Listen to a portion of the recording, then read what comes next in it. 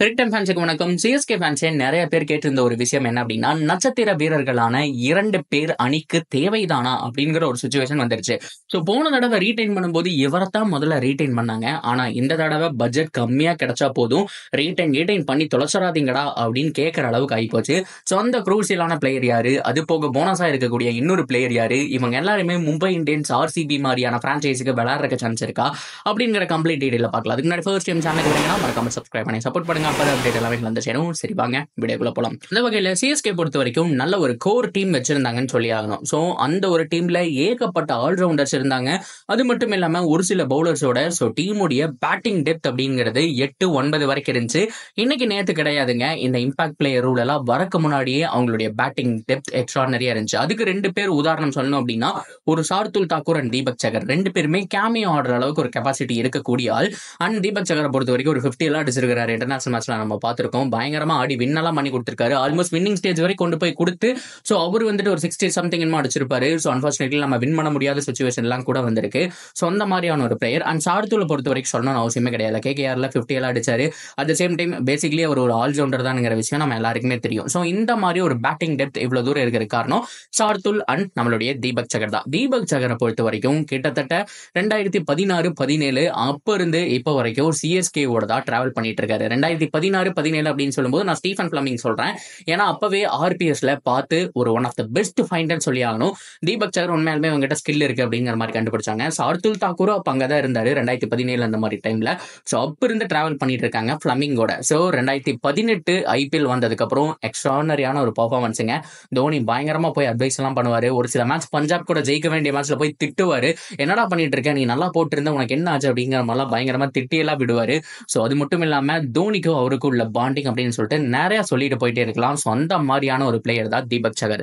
ஆனா அவருடைய பெர்ஃபார்மன்ஸ் வருஷம் தேஞ்சுக்கிட்டு தான் இருந்துச்சு. இம்ப்ரூவ்மெண்ட் அப்படிங்கிறது வரவே கிடையாது. 2019 டீசெண்டா போட்டாரு, 20 ஓரளவுக்கு போட்டாரு, 21ல முன்னாடி ஃபர்ஸ்ட் ஆஃப் அடி வாங்கினாரு. ஆனா 3 மேட்சுக்கு அப்புறம் சூடு பிடிக்க ஆரம்பிச்சு டைட்டிலும் அடிச்சாரு.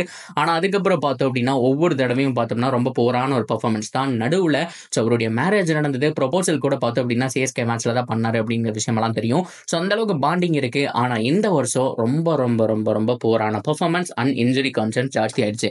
இந்தியன் டீம்ல இருந்தாருங்க, நல்ல ரெக்கார்டெல்லாம் வச்சிருந்தாரு. 6 விக்கெட் சம்திங் என்ன எடுத்தாருன்னு நினைக்கிறேன். சோ அந்த அளவுக்கு செம்மையான பவுலிங் ஸ்பெல் எல்லாம் போட்டாரு. வேற லெவல்ல விளையாண்டு இருந்த ஒரு பிளேயர் தான். பட் இருந்தாலும் இன்ஜுரி கன்சர்ன்ஸ் அப்படி இப்படின்னு சொல்லி அவருடைய கெரியர் அப்படியே போயிடுச்சு. இவராகட்டும் அவருடைய தம்பி ராகுல் சகர் ஆகட்டும், சோ எல்லாருக்குமே அவருடைய கெரியர் அப்படியே போயிடுச்சுன்னு சொல்லலாம். சோ இனிமேல் வாய்ப்பு கிடைக்கிறதுக்கெல்லாம் சான்ஸ் ரொம்ப கஷ்டம். ஒரு நல்ல பெர்ஃபார்மன்ஸ் பீக் லெவல்ல கொடுத்து கொண்டு வரணும். ஏன்னா இவர் ஒரு ஸ்விங் பவுலர் அப்படிங்கிறதுனால புவி அவருக்கே வாய்ப்பு கிடைக்கல. சோ அதை தொடர்ந்து தீபக் சகரை கிடைக்கிறதுக்கெல்லாம் அவர் எக்ஸ்ட்ரா பண்ணியிருக்கணும். ஆனா இந்த ஐபிஎல்ல எதுவுமே பண்ணல அப்படிங்கிறதா ரொம்ப சோகமான ஒரு விஷயம். அவரு கிட்டத்தட்ட ஒரு 10 கோடி 15 கோடி கொடுத்து ரீடைன் பண்ற அளவுக்கு இப்போ ஒர்த்து கிடையாது. Maximum 3 crore to 4 crore spend பண்ணலாமே தவிர சோ பெருசா எதுவும் கிடையாது. பேட்டிங்லயும் அவரு கலக்கிறது கிடையாது. சோ இதுதான் மிகப்பெரிய பிரச்சனையா போயிட்டு இருக்கு சென்னை சூப்பர் கிங்ஸை பொறுத்த வரைக்கும். அப்படியே கட் பண்ணோம் அப்படின்னா சார்துல் தாக்கூர் சேமுங்க. அவரை பொறுத்த வரைக்கும் ஃபர்ஸ்ட் எல்லாம் நிறைய ஷார்ட் பால் போடுவாரு, ரன் அதிகமா போனாலும் விக்கெட் டேக்கிங் பவுலரா இருந்தாரு, பேட்டிங்ல நல்லா கான்ட்ரிபியூஷன் பண்ணிட்டு இருந்தாரு.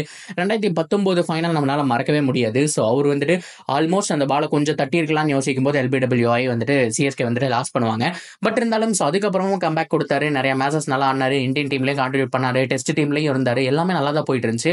ஆனா லாஸ்ட் 3 இயர்ஸா பெருசா பர்ஃபார்மன்ஸ் அப்படிங்கிறதே கிடையாது. ஸோ இதெல்லாம் வச்சு பார்க்கும்போது இவங்க 2 பேர் ரீடைன் லிஸ்ட்ல வரக்கான சான்ஸோ இல்ல. அக்ஷன் போனாலும் பார்த்தோம்னா ஆர்டிஎம் போட மாட்டாங்க. மேபி பட்ஜெட்ல கிடைச்சா எடுக்கிறதுக்கான சான்ஸ் இருக்கே தவிர சோ மற்றபடி பெருசா யோசிக்கிற அளவுக்கு எதுவுமே கிடையாது. ஏன்னா ரீடைன் லிஸ்ட் ஒன் செகண்ட் பார்க்கும்போது ருத்ராஜ் கெக்வாட் அண்ட் டெவன் கான்வே 2 பேருமே ரொம்ப முக்கியம். ஓப்பனிங் பேரை அப்படியே ரீடைன் பண்ணிடுவாங்க. சோ அது போக ரவீந்திர ஜடேஜா அண்ட் மதீஷா பத்திரானா இந்த 4 பேர் ரொம்ப ரொம்ப முக்கியம். 5வது இடத்துல அன்கேப்டு பிளேயருக்கான ஸ்லாட் இருந்துச்சு அப்படின்னா தோனியை போட்டுருவாங்க. சோ அப்படி இல்லைனாலும் தோனி தான் இருப்பாங்க. அது போக அக்ஷன்ல வந்துட்டு மேபி சிவம் துபே போனா கூட ஆர்டிஎம் போட்டு எடுக்கிறதுக்கான சான்ஸ் அப்படிங்கிறது ஹைலி பாசிபிள். சோ இப்படி யோசிச்சு பார்த்தாலுமே பார்த்தோம்னா நான் தீபக் சகர் ஆகட்டும், சோ அது மட்டும் இல்லாம சார்துல் 2 பேருமே வர சான்ஸ் இல்ல. ஏன்னா இது போக ஆர்டிஎம் கூட நீங்க போட்டுக்கலாம், இன்னொரு ஃபாரின் பிளேயர் கூட நீங்க ரீடைன் பண்ணிக்கலாம் அப்படின்னா கூட ஒரு மொயின் அலி இருக்காரு.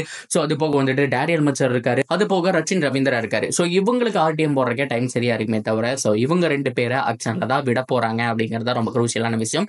ஸோ பட்ஜெட்டுக்கு மீறி போயிட்டாங்க அப்படின்னா மேபி அதர் ஃப்ரான்ச்சைஸுக்கு விளையாடுறதுக்கான சான்ஸ் இருக்கு. தீபக் சக்கரை பொறுத்த வரைக்கும் ஒரு பஞ்சாப், ஒரு ஹைதராபாத், ஒரு ஆர்சிபி இந்த மாதிரியான டீம்ஸ் வந்துட்டு டார்கெட் பண்ணுவாங்க. சென்னை எடுக்கல அப்படின்னா இந்த ஒரு 3 டீமுக்கு தான் போவாங்க.